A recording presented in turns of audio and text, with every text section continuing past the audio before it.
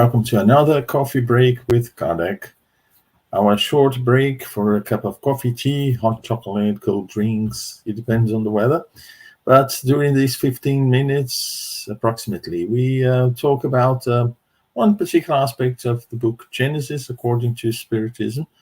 Of all the 5 books compiled by Kardec that make up the Pentateuch, as we call it, this is the one which treats with a more scientific basis the Spiritist information teachings that were brought by the Spirit.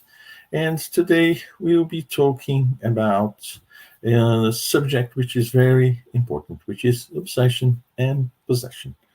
We won't talk about situations, spiritual situations of the individual cases, to talk about obsession and to talk about possession, but we'll look from a fluidic aspect and from the aspect of the perispirit, which are involved in any process from simple obsession to possession. There's always the interaction between fluids, between perispirits, those who are obsessed and those who are obsessing. So we will look from this point of view, because it is a very vast and very complicated subject to be talked very briefly and cover all the important aspects. So we'll see what happens in fluidic terms and the participation of the perispirit in this process, which is actually through the perispirit and perispiritual interaction that all this process may occur.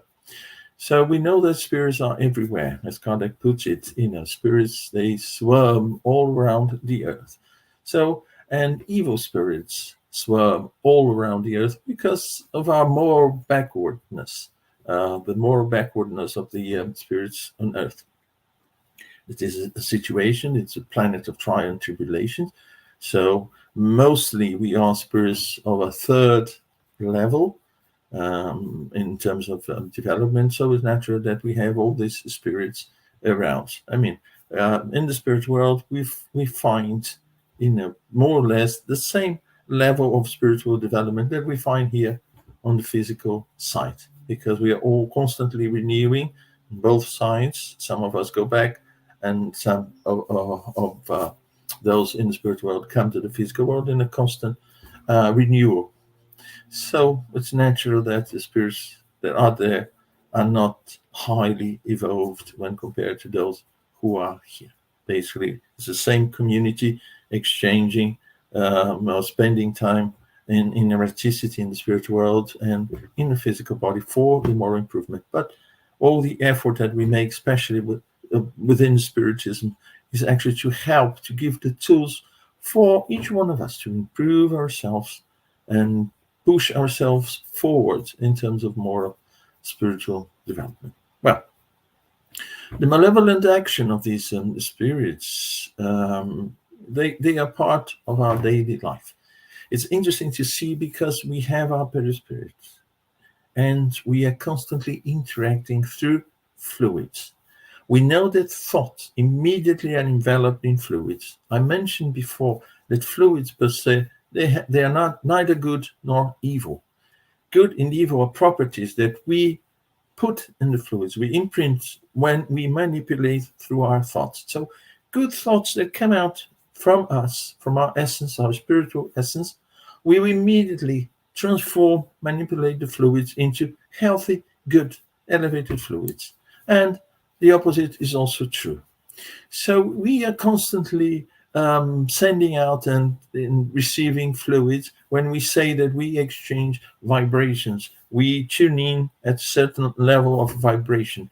So imagine that if we tune our thoughts in a certain level, the fluids that come out from us and the fluids that we receive from this tuning are fluids that are actually the result of these thoughts and the result of the manipulation of the fluids by these thoughts. So we can imagine that every thought is dressed by a similar fluidic condition.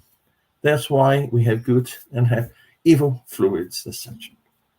Well, when we are, since we are surrounded by spirits, and we have a certain range of frequency that we vibrate, so we may tune in with spirits who are not that elevated, and we also may tune in with spirits that are elevated. We don't have a certain established frequency and full stop. No, we vary within a range that is natural for our level of moral development. Having said that, we can imagine that sometimes when people are afraid, when we talk about obsession, those who understand a little about obsession, they're really afraid of perceiving negative fluids in a certain environment, because they say, oh, there are backward spirits here and I'm perceiving negative fluids, so I'm getting obsessed by them. No, obsession is not that. We can perceive, we can receive, and through our perispirit perceive the negative aspects of fluids through our perispirit, but we don't necessarily are subject to a constant interaction with this fluid. I wouldn't say bombardment, because we are constantly bombarded by all sorts of fluids. It's up to us to decide which one we are going to tune in and exchange these, make this exchange of fluids. So it's not the fact that an environment, and we perceive that that environment is full of unhappy, backward spirits, that we are subject to obsession. Or sometimes we are under a certain influence. In a moment where we bring our frequency range to the lowest levels for so many reasons. We got upset because we were driving, and all of a sudden someone just crossed in front of us, forcing us to brake very hard to avoid crash, and we get upset with that, and some people even swear or something like that. So we naturally lower our frequency, and immediately we receive what is around in terms of that frequency.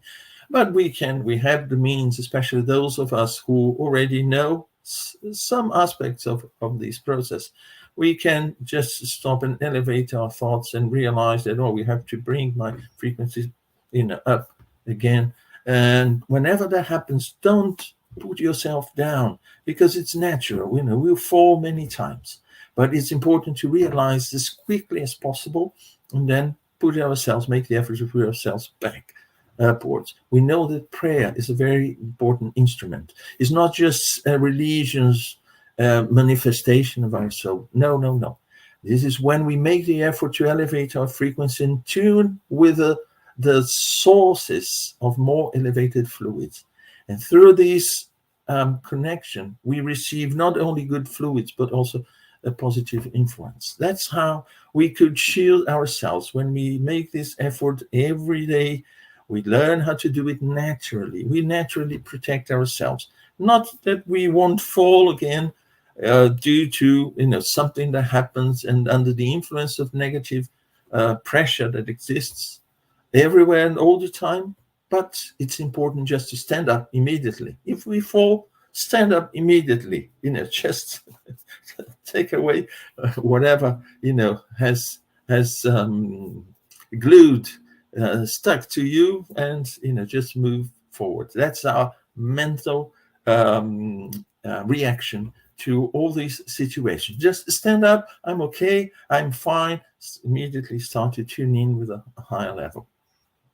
So having said that, there is this interaction, and the obsession in itself, and it starts with simple obsession, is when a persistent negative thought, and Kardec puts that obsession is a result of a negative influence, or an influence of a negative backward spirit. So it starts with this persistent influence. It's not just, I've been influenced at that moment. Or no, it is a persistent influence, and has also another element.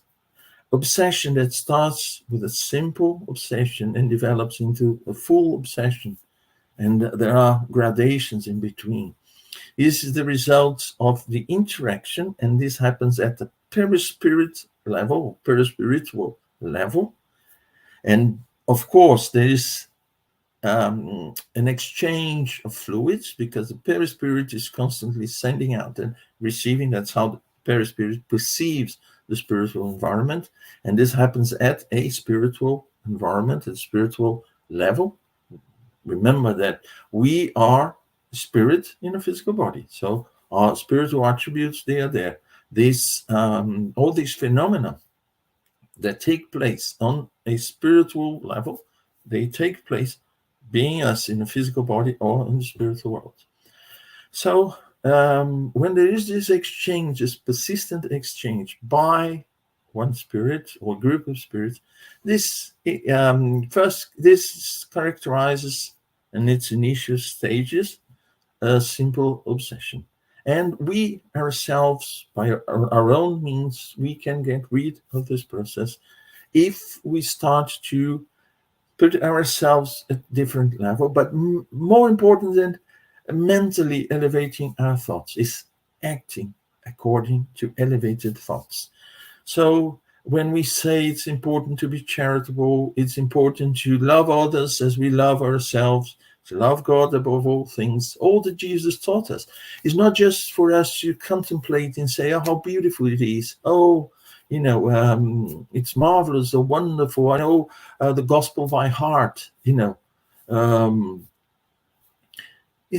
is important. Yes, it is important. But more important than studying and taking part in meetings and learning with people who know more than we do is using in a practical way, putting that into practice.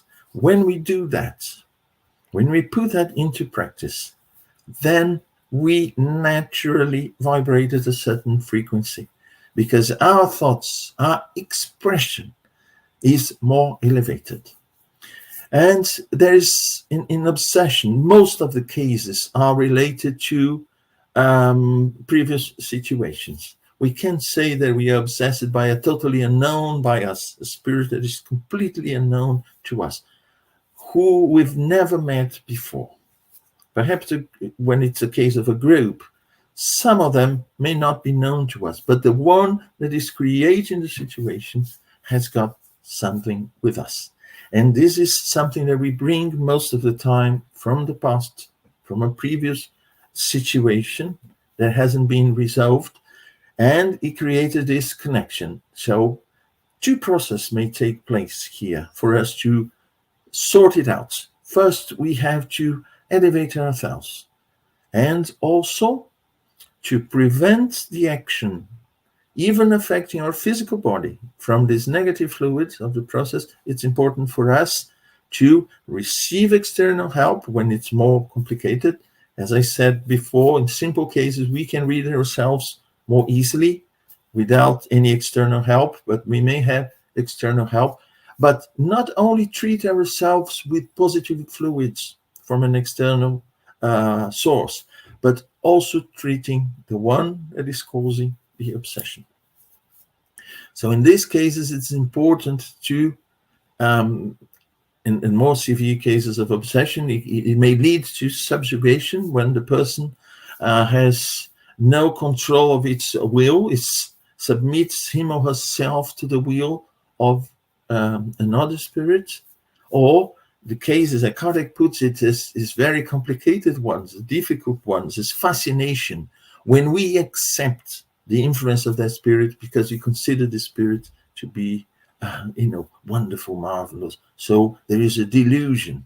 And in this case, we accept it voluntarily.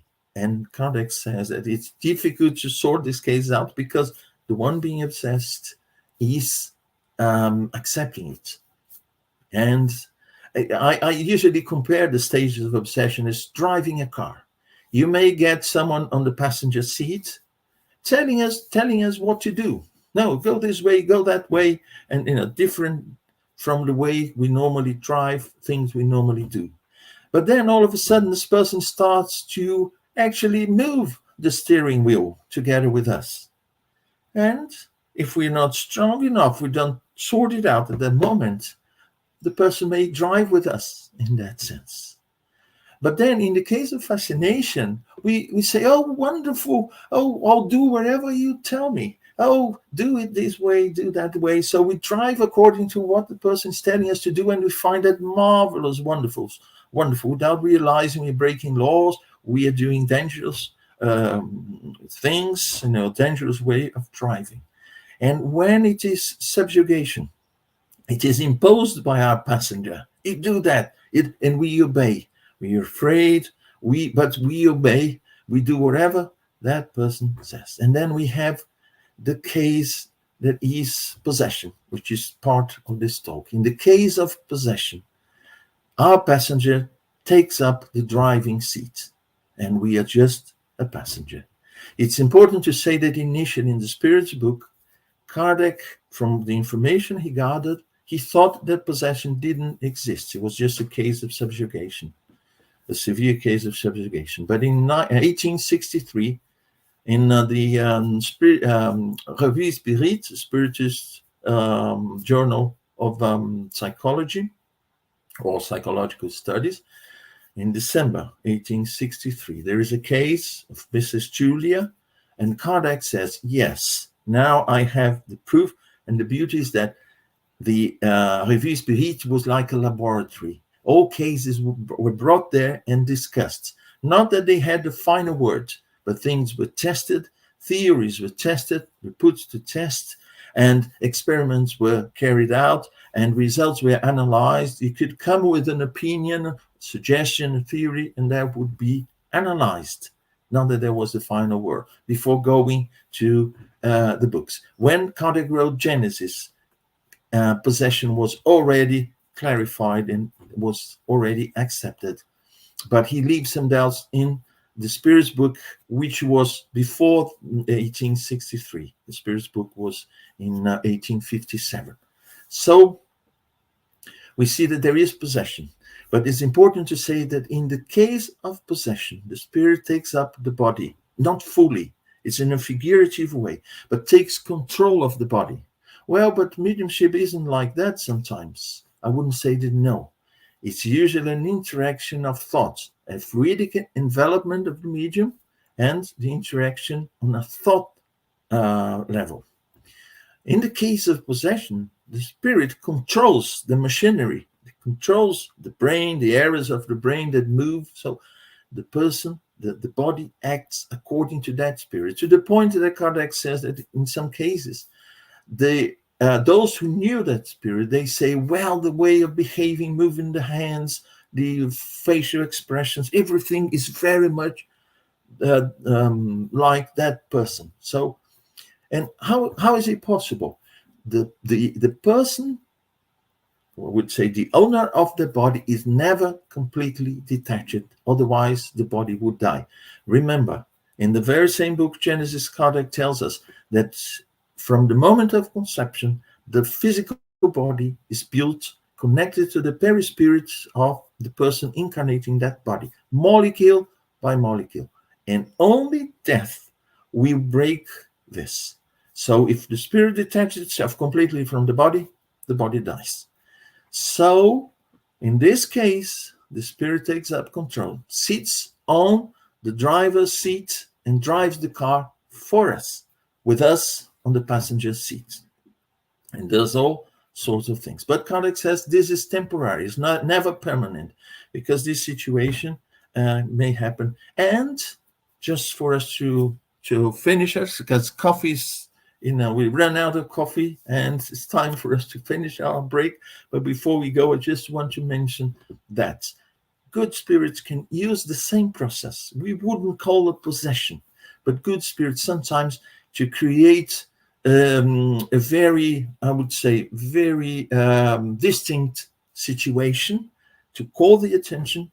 Good spirits can also use this process of possession, of course, with the person leaving room, and of course in agreement with that spirit, giving temporarily the body for that spirit to give the communication, something that is completely different when this process is a possession carried out by an evil spirit.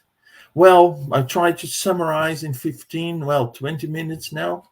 I've gone over the time and apologize for that, but it's a very interesting subject. And what I tried to do was just to present very briefly in this few minutes that we have the process when we look from the perispirit and the fluidic aspects. That's what I had for today. Thank you so much. See you in another coffee break with Kardec.